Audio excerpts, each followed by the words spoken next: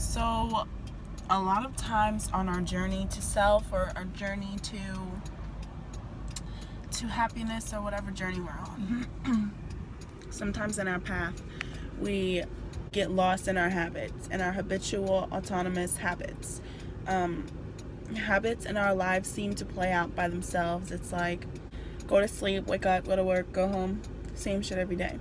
And it's like even the smallest things we're so used to doing them that we don't realize we're doing them. Like when you're driving home and all of a sudden you're home and you're like, I don't remember just driving here.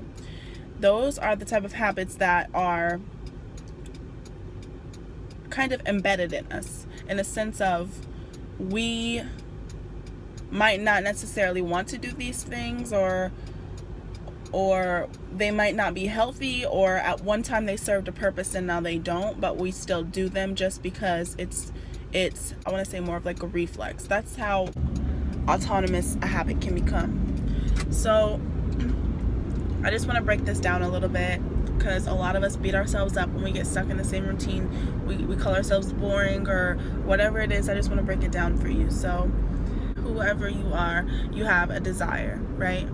So sometimes we have a desire and we think it's coming from one place, but really it's coming from a deeper place.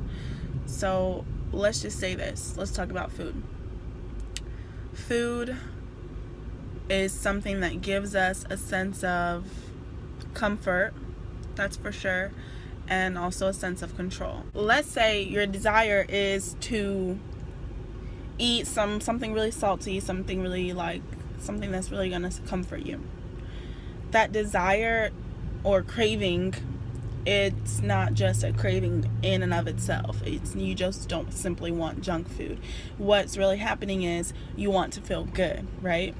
You want to feel better or good by eating foods that will temporarily boost your serotonin levels and boost your dopamine levels. And so it does, in a sense, make you feel good. Food is addictive, and it can go for anything else, drugs or anything. The real root of what you're doing when you're reaching for the junk food is you're trying to feel good, right? So you can have some compassion for yourself right then and there. You know you're just trying to feel good.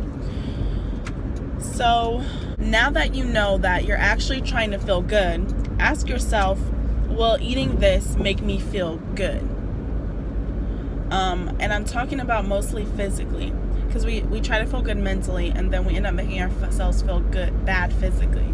So will eating this make me feel good?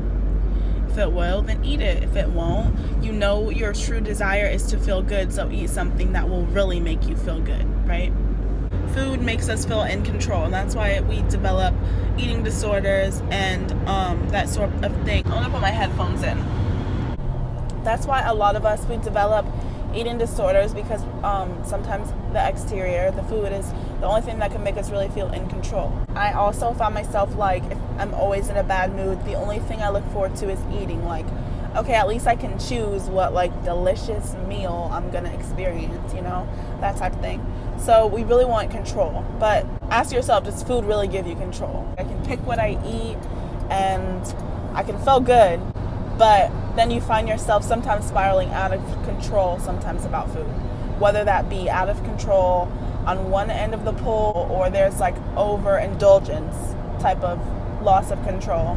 So sometimes we're driving for something that we really want, such as control, and we do what we think will give it to us, but it ends up making us way more out of control, and it makes us feel worse. Ask yourself, is control what I really want? Control in the sense of power or domineering, or that type of thing. It's really what you might be wanting is stability. You want stability, and you want some type of consistency in your life. So now that you know that, what is going to really give you consistency and stability? So as you can see, it's kind of easy to get lost in our ideas, because when we have feelings, it's human nature, it's a part of us to label those feelings and make concepts of those feelings and make meanings of them. And so sometimes we have a lot of feelings that mean one thing, but we assign a completely different label to them. And so we never really reach what we want. We never really make it to what we're what our soul is asking for. What I'm trying to say is the meanings of the feelings are what's got to change. Like in my last video, what if the way you're feeling is so foreign to you but so actually normal, but we label it as something that it is not? What if the way that you're feeling does not have a word? You know, there are other languages that have like words that are not translatable to our language and vice versa. So be careful when you're applying labels and meanings to these words. And then another example is like being on your phone. We all have social media and we scroll through social media all day. Not because we're really bored. That's not like really why. It's because we want to be connected. That's like the deeper meaning that I have anyway. And so we go on social media because we have a sense of connectedness. We can see what everyone's doing at all times, but that's like false. That's false connection. So ask yourself, is social media really making me more connected? Or is it really just taking away from like the physical and like here and now connection that I could be making? And I'm like, what is it about smoking that I really want? And then I'm like, okay, it's to feel good, it's to feel different, it's to see the world different. And then I realized, well, I've been smoking so long and I smoke every day that it's just like normal now. Like being high is like my normal state. Not that I smoke all day every day, but I smoke every day. And so I'm so used to being high that it's actually normal to me now. So what would actually be different? Not smoking. And being sober is now for me seeing the world different again.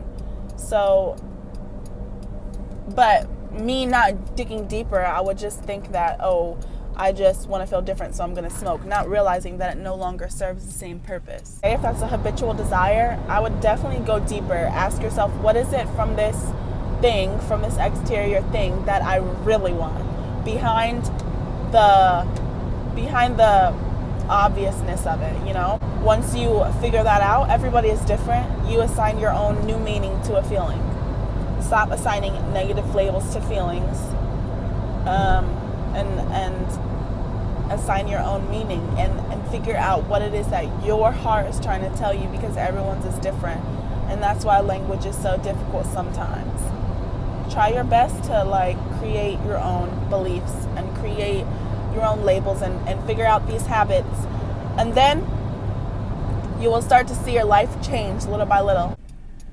So yeah. That's basically it. It's become really aware in a sense of literal observation and practice observant awareness and passive awareness without thoughts, and just kind of ask yourself these questions, and you'll start to see your life change little by little, and you'll start to break out of the matrix. I'm on my way to work now, so I hope everybody has a blessed day, and peace and blessings to all, and to all a good day.